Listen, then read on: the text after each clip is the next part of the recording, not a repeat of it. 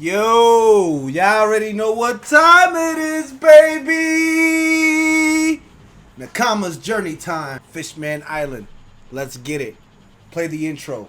A journey of 1,000 miles must begin with a single step.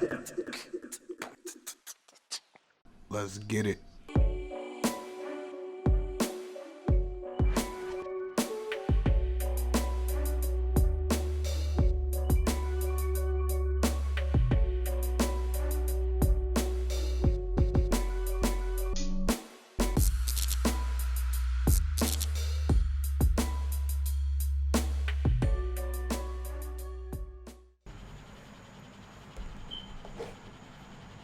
What is going on, gang? It's your boy, DBGTX-YT, and we are back with another Nakama's journey, baby. Following our Nakama Mark on his journey to catch up with us, his fellow crewmates, to the Grand Line, to the current chapters of One Piece. The actual very first arc, the real first arc of the Return of the Straw Hat Crew. And this arc tackles a lot of things happening in the real world. I'm hoping that Mark touches on that because I honestly, I know he is. I know my Nakama. Trust me, he's probably going to say something in regards to that. But it's just overall, the topics in this particular arc are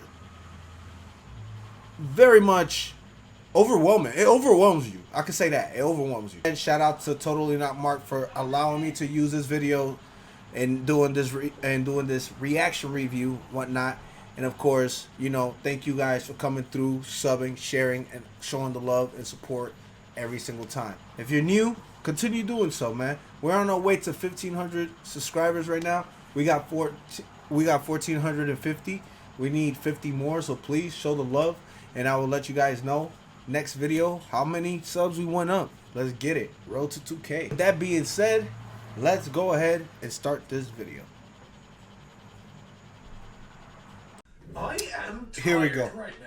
Not necessarily because I didn't like Fishman Island, but because my schedule totally fell apart this week, resulting in me needing to read almost 60 chapters worth of story in a day and a half. And wow. So, as I'm writing this, I am holding my eyes open at 1 a.m. after having read for what felt like 1,000 years. Honest, I feel like I have a much more solid opinion of the story Fishman Island has to offer now. Here we go. Last week, I dipped my toe back into reviewing the story of One Piece with the short but charming return to Shibaldi, which, in a lot of ways, acted as a setup arc of sorts for this fishy boy. And let me tell you, Fishy boy. Fishman Island has a lot going on. Whether that's a good or a bad thing, I will explore in this episode. So, this is what I need. back, Let's go. everyone. I'm Totally Not Mark, and these are my first impressions of, thoughts on, and review for A Tale 30,000 Feet Beneath the Ocean's Surface, exploring personal prejudice, loyalty, and tenacity. This is the turbulent, the busy, and the foreboding Fishman Island. Fishman Island. So, into this one, I want to touch on a couple of things I neglected to mention last week. Return to Sabaody was, in effect, the prelude to Fishman Island, and without which wouldn't work nearly as well. It acts as the reintroduction to the entire crew, who have all grown and changed considerably since we last saw them 2 years prior, with full redesigns. Sanji's hair is brushed to the other side with some facial hair. With some facial hair. A scar over his left eye, which I'm sure has a very interesting story behind it that I don't know yet. Chopper has remained largely the same aesthetically, with the biggest difference being that of his hat. Nami has aged up to become a grown woman. Usopp is buff now, with a little soul patch goatee thing. Hey. Different, pushed back, I'm not sure if I like it more or less, and no physical changes are obvious yet. Frankie is a massive upgraded mechanical man now, and Brook is a superstar, which leaves Luffy. A superstar. The change comes in the form of an X-shaped scar across his torso, acting as a constant reminder of why it's so important for him to get stronger to protect those he loves. As a result of this love, as well as all the time they've spent training, the crew has literally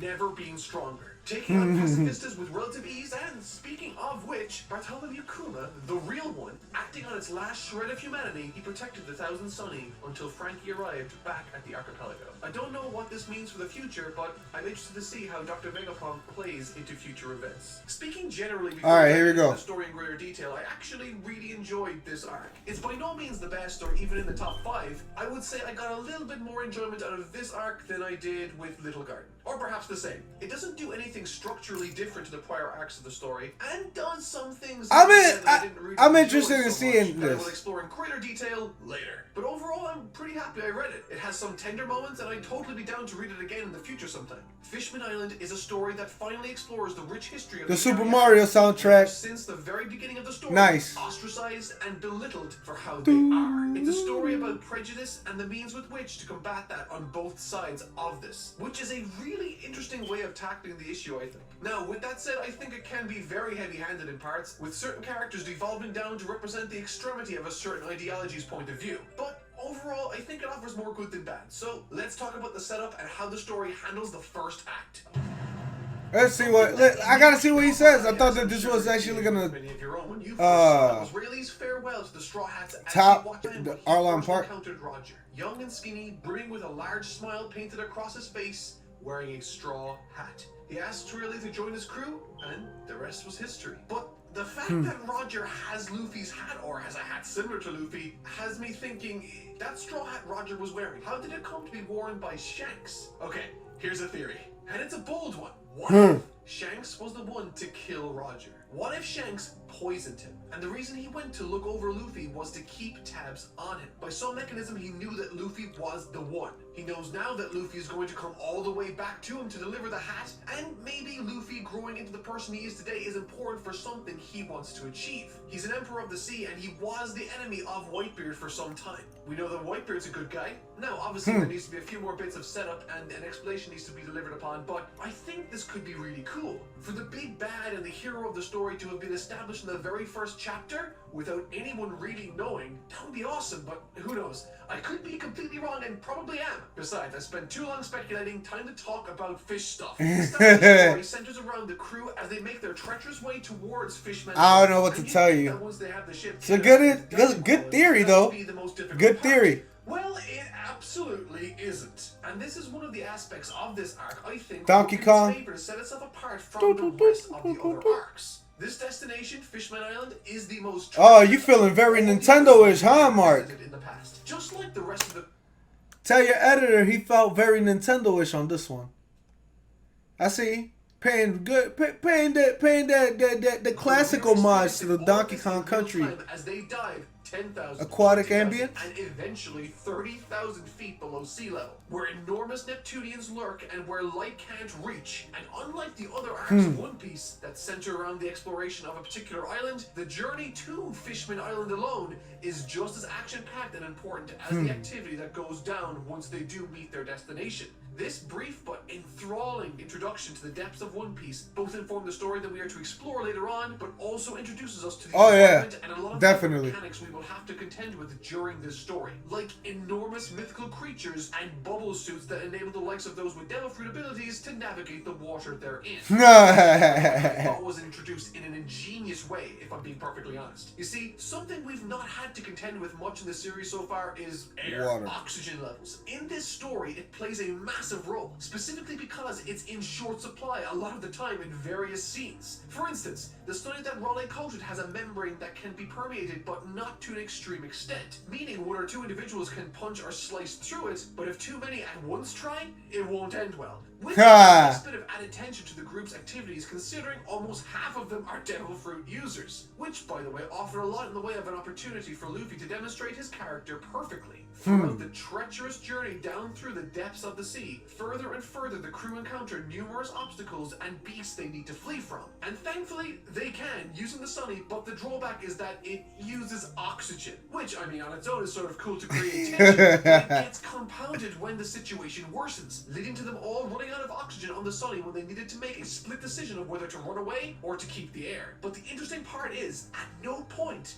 does Luffy waver. He has limitless resolve and belief in his crew. I mean, if there was ever a moment where the Devil Fruit user would be feeling the pressure, it's right there. Surrounded by water, thousands and thousands of feet beneath the surface, dude, with only your crew to rely on. But Luffy never stresses, and I think that's why he's so carefree. It's not because he thinks he has everything under control, it's that he trusts his crew unconditionally, and together he knows that between them, there's always a solution that can be found. I mean, he insists on befriending the literal Kraken in the ocean 3,000 feet beneath the surface. How insane is that? Something also I should the literal Kraken. mention that this creep we last saw Island is the struggle there is to actually land the damn ship. It acts as a way of introducing us to all the issues that navigating in 3D space instead of sailing on the sea involves. In this place, they are surrounded by water, and once they do land where they want to be, they are unfortunately submerged in water in the ocean, which is a big problem, but thankfully... Who? Acting as a nice reintroduction for the character in the series, as well as offering the story an individual to give us natural exposition of Fishman Island and what's going on there and then. So, let's talk about the big bloody-nosed elephant in the room. Didn't mind Sanji in this arc. I know that sounds sort of contradictory, and I don't find it really interesting, but it is what it is. I don't actively dislike it like I did the Absalon scene from Thriller Bark. In that, Sanji acted sort of like a creep, whereas here, albeit to a ridiculous extreme, all he's really doing is finding people attractive, and that's totally fine. He always did that. What is funny about this is that it's used as a mechanism to give the crew a short-term goal to drive the plot forward. Sanji was deprived of seeing people he found attractive for so long that now the mere sight of an attractive girl sends him flying into the sky propelled by his own nosebleed. Yes, that is a sentence I just said right now. This is literally the only anime I know where the lustful nosebleed actually has ramifications in the real story. Which is honestly kind of funny. Regardless, this creates circumstances wherein, along with certain stresses imposed by a sneak attack from the Fishman pirates, the Straw need to escape and find Sanji a suitable blood transfusion, which apparently requires a rare blood type because Sanji's blood type is rareness. Two themes that I find incredibly compelling personally, as I identify these as particular story topics that are had to turn on the light right there. The scene where it's getting dark over here. Mermaid Inlet, they encountered and ultimately run from the princes of Fishman Island, who happen to have been pursuing the Straw Hats with the goal of relaying to them a message from Jinbei, who's waiting for them at the forest of the sea. They also want him to know that he should not fight a person by the name of Hadi. And that's not even to mention this character called Madame Charlie, the boss of the Mermaid Cafe where Kami works. This was the place they settled on to give Sanji his blood transfusion. Wow. She has the ability to predict the future using her crystal ball, and this very vision she has brings about the end of Fishman Island. And the person responsible she identifies as Straw Hat Luffy. And, okay, this is what I think was the most jarring part of Fishman Island. Because it's picking up right after a break in the series with very little build-up from the arc prior, it felt like I was being bombarded with dozens of new characters. I felt that way because I was. Remember what I said that at the beginning of these volumes I'm reading, there's a couple of pages dedicated at the start to keep you up to date with the relationships established in the story, who people are and who they are allied with. Remember that? Okay, well this is what the second volume of this story shows us. Want to guess how many people I have to keep track of? I'll give you a hint. It's 31. To remember for a little over. Someone who needs to keep track of the story's moving parts in order to review their success and failings. I found it almost overwhelming early on. With that said, however, this does improve greatly as Oda streamlines the story relatively quick after this. Having spent the first arc establishing a lot of the characters in the story, explaining and demonstrating... Well, at least, the thing is that at least some of these characters are already pre-established from the Saboli Archipelago arc. Let's see how the story starts to connect the dots and picks up from this point. The main plot thread starts to take a hold of the story. We're introduced to and get to know two important antagonistic characters for the arc. Hadi Jones, captain of the new Fishman Pirates, and Vander Denken, captain of the Flying Pirates and the Vander ship, which we saw towards the beginning of the story. Both of these characters effectively, in one form or another, threaten to corrupt and tear the island itself apart. As villains go, I didn't personally find them too interesting on an individual level, and they certainly lack the same level of charisma other older characters like Arlong. Yeah, you really are doing this Nintendo shit. I hear that shit in the background. function as smoothly as he does, possessing a devil-fruit ability that allows him to, once he touches someone, to throw anything towards them without missing. Now, that sounds rather unremarkable when set alongside other more flashy abilities, but it's this very power that holds the foundations of the plot together that I will get into a little more later on. On the personality front, Decken is more akin to a comedic sideshow attract. By no means the main force of the arc, and resembles something out of the Wacky Races cartoon more than an imposing villain. Now, Hottie Jones, on the other hand, I really enjoyed, but I should preface that by saying I think if he had been used in any other setting or story, he would have been a ludicrously boring character. Which is to say that he works extremely well for this particular story and this story alone. And this is made all the more evident by how he turns out at the very end of this arc. The reason why Hottie Jones serves this story so well comes down to what the story is trying to achieve. As this tale unravels, it comes more and more to the forefront of the narrative that racism and prejudice are at the core of this story. And a fantastic way of exploring these oftentimes complex concepts is by pitting two extreme versions of the ideology spectrum against each other. What did I say? I said he was gonna talk about it. He was gonna tackle it. It's interesting that it's interesting that I said that, like, he's gonna talk about racism and prejudice and all that stuff.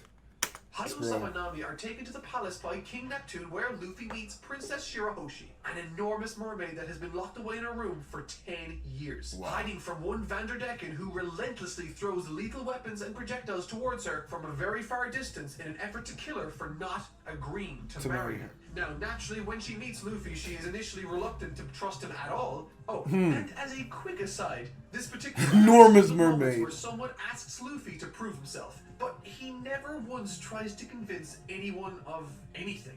He is who he is, and he always lets his actions speak for themselves. He won't apologize for who he is, and in this particular story, where many fishmen judge humans and humans judge fishmen, it's a really powerful use of Luffy's character to fit and contribute to this particular story. He doesn't give a fuck. Once he successfully protects the princess from an oncoming projectile, if they so need it. Fucking Shark Megala, who's an absolute trooper in this story, by the way. However, once her identity is eventually let slip and she slides out of the shark's mouth for all the public to see, they are forced to flee with her to the Forest of the Sea, where the most significant side of the arc takes place. It's at this location Luffy happens to find and meet up with Jinbei, who was waiting specifically for Luffy here. If you recall, towards the beginning of the story, he was the they one ran that away sent from the him. three princes to relay a message to Luffy. That message was to go to the Forest of the Sea to meet with him and to not fight Hottie Jones. Good thing he managed to get there without ever receiving the message. Now, it's here we're greeted with a perhaps the best. Let's talk about the flashback. Do not throw some bullshit. That. This video has he harmed you?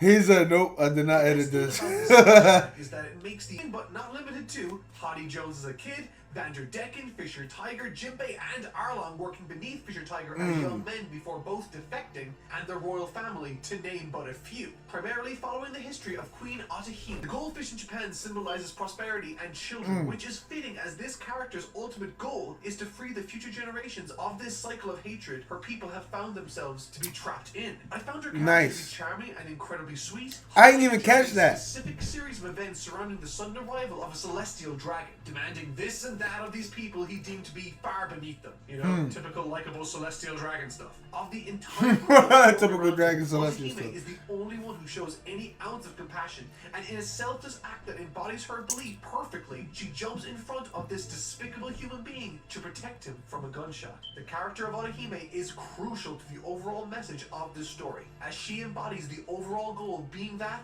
of forgiveness. But as I said, she isn't the only individual we see color the pages of these flashbacks, and between Fisher Tiger and the young Jinbei and Arlong, Hottie Jones is exposed to some horrid ideas from a very young age, ultimately leading him to carry this hatred for no reason at all. Hottie is the example of what Otahime was trying to avoid, to fight against, to prevent the next generation from inheriting the hatred of the past. And I thought that was covered really well throughout this entire On some real shit, bro. This shit was like... The one who ultimately killed Otahime is Hottie, as she is to him, standing in the way of progress for his race of people. After these flashbacks, another compelling set of conversations take place. My two favorites of the arc. The first being that of Nami, reconciling the fact that Jinbei was responsible for her time under Arlong, ultimately releasing him into the East Blue in the first place, ending with her ultimately forgiving him for that. But the second is by far the most interesting for me. It's the debate that takes place between Jinbei and Luffy after these flashbacks end, regarding what's the next step in solving this Hottie Jones matter. I thought this was genius and offered a very unique flavor to the dialogue I hadn't felt really since Water 7. Both sides of this conversation have their points. Luffy wants to take out this murdering racist that wants to bring about destruction and widespread hatred, but Jinbei says quite rightly that that will do more bad than good, as it will be yet another instance of humans being cruel to fishmen, turning Hottie himself into a martyr, which is a really fascinating angle to take this complex situation from. They turn Luffy into Fishman Island's hero. Act 3. This act, much like the rest of the arc, isn't concerned primarily with plot, but more so the individual elements contributing to and expanding upon the given themes of the arc itself. Does it work 100%? Yes and no. Yes and no. It's perfectly fine. But from a plot point of view, a lot of the characters who interact in this arc feel less like characters, but more like stand-ins or vehicles to deliver an idea specifically for the arc and its themes. For instance, Hottie Jones, as I said, represents what could happen. He represents what happens when you don't encourage the next generation to forgive. He even goes as far as to kill his own kind to meet his ends, and even manages to get his hands on a pill that amplifies his power in exchange for time off of his life. And throughout the arc, right up until the end, Hottie Jones changes from a youthful, strong fishman to a withered bigot, with his hatred being the direct cause for his loss of life. His own hatred having taken his own freedom and youth from him. He is by no means a complex character, but again, an example. It's just simply put, straightforward. Isn't successful. Because he's not much of a character and only conceived for this arc, he gets locked away at the end at a really old age. So I would be really surprised if he ever shows up again. This also takes place right after Luffy and Jinbei had that argument over how best to deal with this situation they're facing tactfully. Flanked by 100,000 pirates backing his cause, stands Hottie, now with a head full of withering white hair and a massively different body, the results of his desire to indulge in this power. He wants it. This is where the story finally starts getting into some decent action. Madame Charlie, the fortune teller, steps forth from the crowd that has ultimately turned on Hottie Jones after his speech, revealing to the crowd what she knows about Straw Hat Luffy, which quickly brings the crowd into chanting for Luffy to come and take care of Hottie. Hottie has now become so monstrous that even the fishmen that are unsure of the human race in general are Chrono cheering Trigger? against him. And with various chants Chrono of Trigger. Luffy echoing throughout the area, out from Megalodon's Luffy, stomach, don't get that! and Hottie, who's Bow. flying. Springing forth, standing alongside their captain, stand the rest of the Straw Hat crew. It's time to fight. The minds of or convincing anyone of anything, and this is our first chance to see how powerful they really The deer. This fight is actually Fear the deer. with something massively impressive. Luffy takes out half of the army, 50,000 people with his haki alone, with the rest of the Straw Hats left to deal with the remaining 50,000. From this very section, the part that stayed with me the most as a striking visual was the moment Luffy walks casually through the hurricane of a battle raging on before him, unafraid and undeterred, straight towards Hottie, allowing his crew to clear the path toward him. It's a powerful moment demonstrating Mega Man, huh? He's changed a considerable amount over the last 2 years. He is now a force to be reckoned with. And to be honest, Luffy is way too powerful in this instance for Hottie to prove to be a threat even in the slightest. Which is why Oda makes use of the technology established at the beginning of the story. And thus enter Vanderdecken to Vanderdecken. the stakes, circumstances, and set pieces. Oh, The yeah. dude throws a massive arc called Noah that has massive significance, which I'll speak on later. The giant arc, causing it to follow like all the Noah. other Gentiles towards the princess. Massive Meaning arc called she will Noah. crash into Fishman Island if she doesn't move. Which means now she has to flee the island and begin swimming up into the area where Luffy can't protect her. And thus arise the perfect circumstances for a handicapped fight between Luffy and Hottie, now both in pursuit of the boat. Your editor. Mortally wounds and takes out Decken for attempting to thwart his plan, and as a result, now the ship begins to plummet to the island below. Luffy, Oh, in this wow. fight, aided by the bubble technology and the princess from before, take out Hottie once and for all in an incredibly cathartic way. But this doesn't resolve the circumstances. The massive ship is still on a collision course falling towards the island below. Now, I didn't mention this before, but in the flashback, which I did a terrible job of explaining, it reveals the key pieces of and her deck in No, you pursuing didn't, the bro. princess for the last 10 years No, in you the didn't. first place. It's her ability to communicate with the Neptunians, a Oh. gift that is granted to maybe one individual every few centuries, which is a massive deal. Considering yeah. how enormous the Neptunians are in this particular section, but moreover, in this instance, full of distress and worry for her people and her island, while Luffy is doing everything he can to destroy the ship before it lands, she screams for him to stop. This ship is important for her people and carries a tremendous significance, but also, there's now no need anymore. Having not known how to control this power or that she even had it, she manages to pull off this right at the last second. And at the very end of this battle, Luffy, much like Fisher Tiger was in his story, is left lifeless after a savage encounter. In this story, Jinbei has been an incredibly compelling character to follow as he offered the story a ton of internal conflict. Raised to resent the society that put his people into slavery, even after Fisher Tiger's passing, he still held onto both resentment and shame for what his actions wrought. However, Jinbei, in this moment with Luffy, decides to not hold onto anger and gives Luffy his blood. Again, I didn't mention this earlier, but during those flashback sequences, we saw how Fisher Tiger came to die. It was his decision to not accept the blood transfusion of a human. He held on to hatred and thus died as a direct result of it. A blood transfusion acting as a powerful example that we are all made of the exact same stuff on the inside. That focusing on the outside is what brought slavery about in the first place and what ultimately brought about his own demise. And reflecting on that, Jinbei acts as an example for the older generations too, that you as well as the next generation do not need to continue this awful resentment. And what makes this story even more nuanced is that Oda accepts that there are those that will never be able to feel like they can forgive.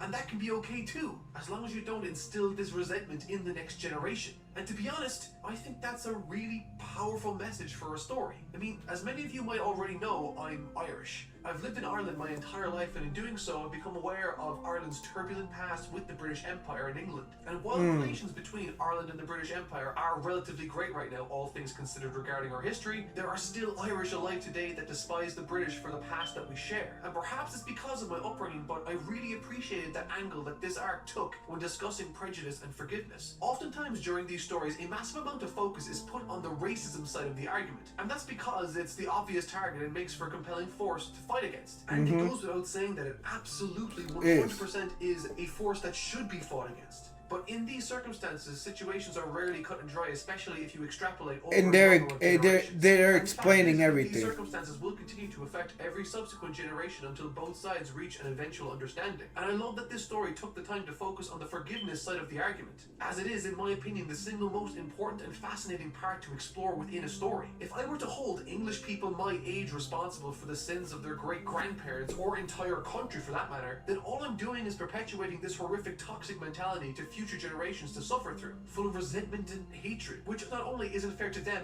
and the English, but also doesn't make any logical sense. And the stark contrast to Holly Jones, the product of a hateful ideology, proving that if you follow this resentment far enough, you become exactly what you hate. A prejudiced maniac obsessed with his own race. Fishman Island and Holly Jones's character tells a story of how choosing hatred over forgiveness can lead to your own self-destruction, both on an emotional and physical level. This is on display throughout the entire story, but my favorite similarity I noticed was that of Nami and the former Fishman slaves. Just like the former slaves of Fishman Island, who morphed their own tattoos to represent something else that they believe in, so too did Nami change her Arlong Pirates tattoo to something else. Effectively, Arlong did the exact same thing to the humans that he despised them for, reinforcing the notion that if you let the hatred consume you, you start to become exactly what you hate. Now, before I wrap things up with this review, I'd like to break down all the interesting pieces of information and lore that were revealed during this arc first. And what comes to mind immediately is the significance of the ultimate weapon finally being revealed. Way back in Skypiea, coordinates pointed to this exact destination, and only now is it being explored and uncovered. That's mad.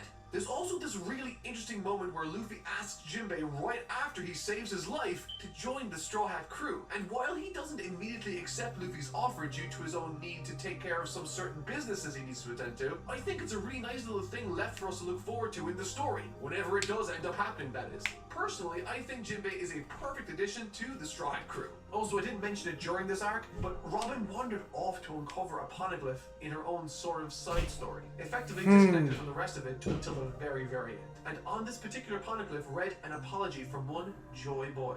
Joy was revealed Boy. to have been someone that lived during the Void Century 800 years ago. Apparently he broke a promise to the fishmen, but they don't remember what it was for. This is obviously super important and I'm sure it will be explained later, but as of right now, I have no idea what to make of it. Oh, also, when the princess communicated to the Neptunians, Luffy understood what was being said. That's massive! And I'm guessing, based off of the brief flashback we got of this exact situation happening with Roger, hearing the Neptunians, is that Roger didn't know that he had this power. The fact that Luffy could come to learn the fact that he has this power could be a game changer when it comes to correcting history and revealing the Void Century. In other news, Akainu, the guy who yeeted Ace out of the picture, is now the new fleet admiral instead of Aokiji, who was put forward. Bro, apparently Aokiji has now left the... I'm sitting here listening to this shit like it's some fucking news report. I'm like, yeah, give it to me, Mark. Give it to me! Additionally, Luffy started a mad beef with Big Mom, one of the 4 emperors of the sea, and in an effort to make amends, also sent her a bomb by mistake, which is hilarious. If this video alone hasn't conveyed to you how insane and detailed this particular arc is, I encourage you to check it out for yourself. I personally very much enjoyed it, and I can sort of feel how things are building to something significant yet again, and I cannot wait to see what's to come. But with a farewell... Look, guys, this is a great video. It's a great reaction. I honestly got to go ahead, give it up to Mark. I felt like I was watching a news report towards the end. It was really insightful way of finishing the video, giving us, tying us with all the lore that he thought he probably missed, or points that he thought he needed to specify in the end game. Fishman Island deals with a lot of things that you guys know, if you live in the USA, you already know all the stuff that's been happening lately in the US.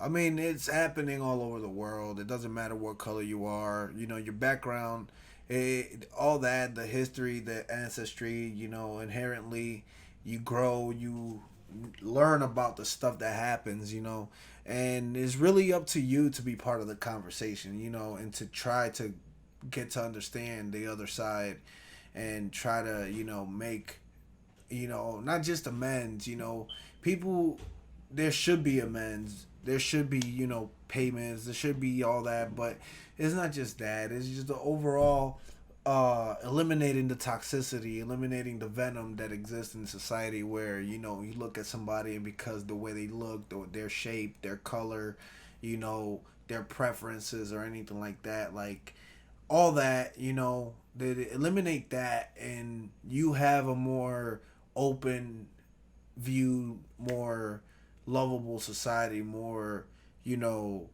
in tune society that people could get along with each other. And that means a lot. Again, it means the world. It means the world. And I think that pushing forward, it's something that if you've been reading One Piece has, stressed on a few occasions, but it hasn't been so headstrong like this particular chapter.